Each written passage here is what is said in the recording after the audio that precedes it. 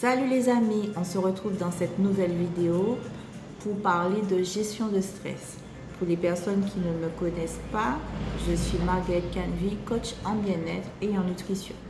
Comme vous l'avez remarqué, nous avons changé de décor. Je suis à mon bureau et malheureusement je me trouve en bordure de route nationale, donc ce qui fait qu'il y a des allées et venues de véhicules qui montent et qui descendent. Comme je dis d'habitude, c'est le contenu le plus intéressant et non ce qui se passe autour de moi. Alors, on va parler de quoi exactement aujourd'hui? Du relâchement professionnel lorsqu'on est entrepreneur. C'est vrai que nous sommes dans une situation Covid-19 où certaines entreprises sont en train d'exploser leur chiffre d'affaires parce qu'elles vont répondre à une demande qu'impose le Covid-19, tandis que d'autres voient leur chiffre d'affaires s'enfoncer. Et tout cela génère du stress, de la peur, des angoisses, parce que vous n'arrivez peut-être pas à redresser votre activité, votre entreprise, et vous avez peur pour les conséquences que cela peut engendrer. Vous avez peut-être fait de la publicité sur la radio, par voie postale, en faisant distribuer des flyers, peut-être une communication sur les réseaux sociaux et vous voyez que tout cela ne vous apporte pas grand-chose. Et le peu de clients qui vous sollicitent, après avoir présenté vos meilleures offres, vont faire des choix qui ne vont pas vous satisfaire vous. Et donc du coup, vous êtes peut-être relâché dans votre travail. Vous dites, ça ne sert à rien d'aller pour 300 euros, pour 1000 euros, pour 70 euros, j'ai besoin de plus que ça. Et en fait, votre travail en paye le prix, quoi. Vous fournissez un travail de mauvaise qualité, vous n'êtes peut-être pas de bonne humeur, le client le ressent, le client le voit. Et un client qui a été recommandé par un de vos clients et qui voit ça, il risque d'être déçu et de ne plus faire appel à vous. Et si on lui parle de vous, il risque de faire une mauvaise publicité.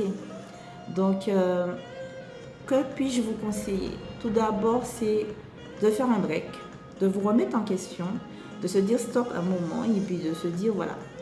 Rappelez-vous ce que vous vouliez apporter lorsque vous avez créé votre entreprise.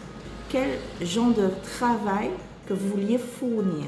Qu'est-ce que vous attendiez que votre client ait comme image de vous? Et quel est le sentiment aussi que vous attendez que votre client ait de vous et de votre entreprise? Souvenez-vous pourquoi vous avez créé. Qu'est-ce que vous vouliez apporter? Qu'est-ce que vous vouliez donner comme travail, comme image? Dans un premier temps, vous allez voir en vous souvenant de vos débuts, de ce que vous vouliez apporter, vous vouliez peut-être que votre client soit satisfait, donner un travail de qualité, un travail vraiment bien fait, bien délivré, qu'on vous recommande, qu'on parle de vous, qu'on parle de votre entreprise, combien vous êtes sérieux, combien vous délivrez le travail en temps et en heure. Et voilà, déjà, repensez à tout ça. Rien que le fait d'y repenser là, je suis sûre que vous avez déjà le cœur apaisé. D'accord? Et puis, lorsque vous présentez vos formules, restez ouvert et accueillez la formule qui a été choisie par votre client avec beaucoup de gratitude. Parce que la situation est difficile, le client aurait pu choisir une autre entreprise, mais il a décidé de vous choisir, de travailler avec vous, parce qu'il a reconnu la qualité, enfin, il a reconnu en vous le potentiel que vous pouvez lui apporter. D'accord? Donc, peu importe la formule choisie, accueillez-la avec beaucoup de gratitude. Déjà, ça va enlever tout le stress. Et faites votre travail avec challenge, avec sérieux, avec constance. Ça va vous aider justement à éliminer tous les mauvais sentiments que vous avez nourris jusqu'ici. Ensuite, qu'est-ce que vous pouvez faire d'autre? C'est de vous ouvrir complètement à la possibilité qu'un client va choisir votre formule haut de gamme. Oui, à force de proposer votre formule haut de gamme, il y a forcément un client qui va vous dire oui, je veux cette formule-là.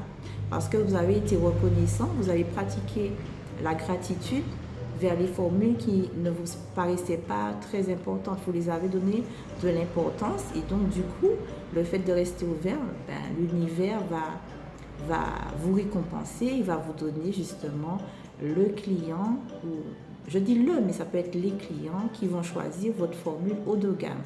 Restez positif.